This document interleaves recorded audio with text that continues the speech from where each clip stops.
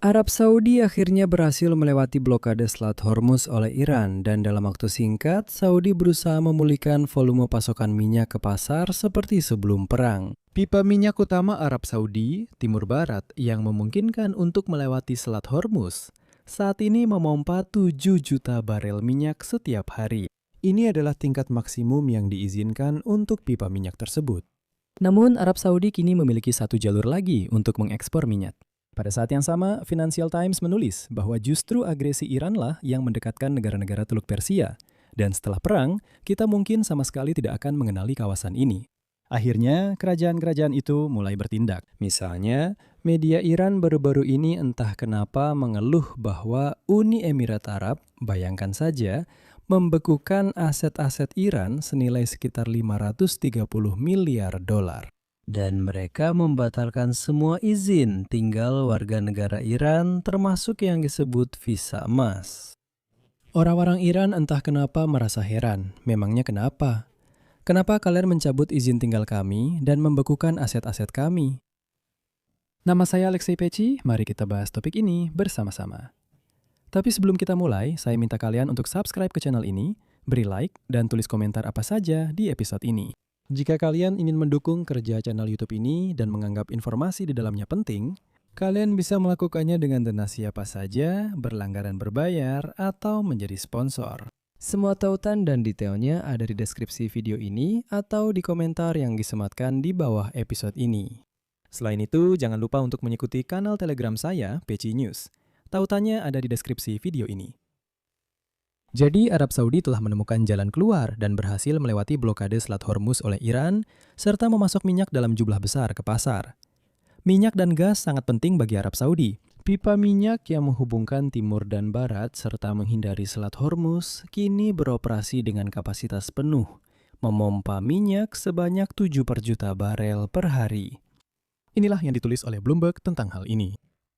Terobosan teknis ini merupakan puncak dari rencana aksi bertahun-tahun Kerajaan Arab Saudi untuk memastikan pasokan minyak tetap lancar setelah jalur ekspor utama secara efektif ditutup. Armada kapal tanker telah dialihkan ke pelabuhan Yanbu di Laut Merah untuk mengambil minyak yang menyediakan jalur pasokan penting bagi pasar dunia. Diketahui bahwa ekspor minyak mentah melalui Yanbu saat ini telah mencapai sekitar 5 juta barel per hari, dan kerajaan juga mengekspor antara 700 hingga 900 ribu barel produk minyak per hari. Dari 7 juta barel per hari yang melewati Arab Saudi, belakangan ini kedua negara Crimea dan Eropa minyak dipertukarkan. Akhir-akhir ini jutaan barel per hari yang dipertukarkan. Arab Saudi, Eropa, Arab Saudi, Crimea, jutaan barel yang dipertukarkan. Arab Saudi, akhir-akhir ini, Crimea, Eropa, minyak masuk akhir-akhir ini sebagai pertukaran. Arab Saudi, Crimea, Eropa, 7 juta barel per hari di Arab Saudi. Akhir-akhir ini di kedua negara menjadi bagian dari pertukaran. Minyak yang melewati Arab Saudi, jutaan barel di kedua Crimea, minyak sebagai pertukaran. Dari barel yang melewati, jutaan barel yang melewati Arab Saudi, akhir-akhir ini minyak, akhir-akhir ini Eropa, minyak menjadi bagian dari pertukaran. Diolah menjadi bahan bakar untuk Ukraina. Jadi kami berhasil menjadi yang pertama memesan pasokan solar tanpa gangguan dari kerajaan. Sementara Hungaria dan Slovakia, seperti yang Anda tahu, memblokir pasokan melalui wilayah mereka. Meskipun perlu dicatat bahwa rute melalui Yanbu hanya sebagian mengkompensasi pengurangan pasokan akibat penutupan Selat Hormuz, yang sebelum perang dilewati sekitar 15 juta barel minyak per hari. Namun, jalur alternatif ini adalah salah satu alasan mengapa harga minyak belum mencapai puncak krisis seperti yang terjadi selama guncangan pasokan sebelumnya. Setelah kelompok Houthi Yaman menyatakan keterlibatannya dalam perang, kekhawatiran pasar minyak akan terkait dengan kemungkinan Laut Merah menjadi front baru konflik. Meskipun kelompok Houthi sebelumnya tidak memberikan indikasi bahwa mereka akan menyerang kapal tanker yang melewati Laut Merah dan Selat Bab el-Mandeb, mereka tetap mengeluarkan ancaman. Arab Saudi, yang secara historis berperan sebagai pemasok minyak terbesar di dunia dan dikenal sebagai mitra yang andal, telah bersiap menghadapi skenario terburuk selama beberapa dekade, yaitu penutupan Selat Hormuz. Dan ternyata Arab Saudi telah mengaktifkan rencana daruratnya. Beberapa jam setelah serangan pertama Amerika Serikat dan Israel terhadap Iran, Arab Saudi mulai meningkatkan pengiriman minyak dari timur ke barat dan terus meningkatkannya sejak saat itu. Dan pipa ini yang membentang melintasi seluruh semenanjung Arab dari ladang minyak besar di timur Arab Saudi hingga kota pelabuhan industri Yanbu memiliki panjang lebih dari 1.200 km. Ngomong-ngomong, pipa ini bisa dibilang merupakan produk sampingan dari konflik sebelumnya. Ini adalah perang Iran-Irak pada tahun 1980-an, di mana terjadi pelanggaran dan serangan terhadap kapal-kapal di Selat Hormuz. Dan saat itu, pihak Saudi menyadari bahwa sebaiknya mereka punya alternatif dan tidak hanya bergantung pada Selat Hormuz. Jadi mereka membangun pipa minyak yang melintasi seluruh negara mereka. Namun tetap saja ada kekhawatiran bahwa kelompok Houthi Yaman bisa menyerang pelabuhan Yanbu atau menutup selat Bab el-Mandeb. Dan jika itu terjadi, sepertinya Saudi akan terpaksa kembali mengurangi ekspor minyak karena Laut Merah juga akan menjadi tidak aman. Namun itu tidak benar karena ternyata Saudi sudah siap untuk skenario seperti itu. Jika ekspor dari Yanbu terganggu, Arab Saudi dapat mengalihkan pasokan minyak melalui pipa minyak Sumet Mesir dari Laut Merah ke Laut Mediterania.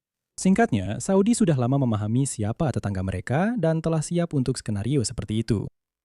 Dan mengenai hal ini, media Financial Times menulis bahwa selama sebulan terakhir, para pemimpin negara-negara Teluk Persia terkejut dengan besarnya dan keberanian serangan Iran terhadap negara penengah seperti Qatar dan Oman, serangannya terhadap pusat keuangan Dubai, serta kesiapannya untuk menggagalkan proses pendekatan dengan Arab Saudi. Dan hal ini telah mempersatukan monarki-monarki Teluk Persia.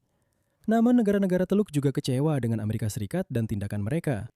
Pemerintah negara-negara Teluk Persia tentu saja bisa saja tidak sepakat mengenai apakah Amerika Serikat harus segera mengakhiri perang atau melanjutkannya sampai Iran tidak lagi menjadi ancaman.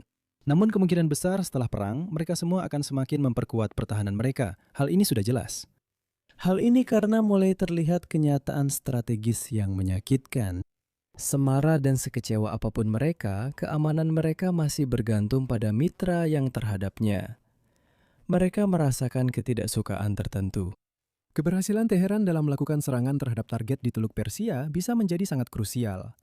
Hal ini menjadi katalis bagi sebagian besar negara-negara tersebut untuk memperdalam hubungan keamanan mereka satu sama lain dengan Amerika Serikat dan diam-diam bahkan dengan Israel. Jadi jelas bahwa monarki-monarki seperti Arab Saudi dan Uni Emirat Arab sangat memahami bahwa, Israel sedang menjadi semacam pusat keamanan yang baru. Oleh karena itu, mereka harus membuat kesepakatan tertentu dengannya. Para ahli yakin bahwa setelah perang ini, negara-negara Teluk Persia akan ingin memproduksi senjata sendiri, dan di sini Amerika Serikat serta teknologi Israel akan membantu mereka. Uni Eropa bisa menjadi mitra yang penting, tetapi perbedaan internal akan selalu membatasi perannya.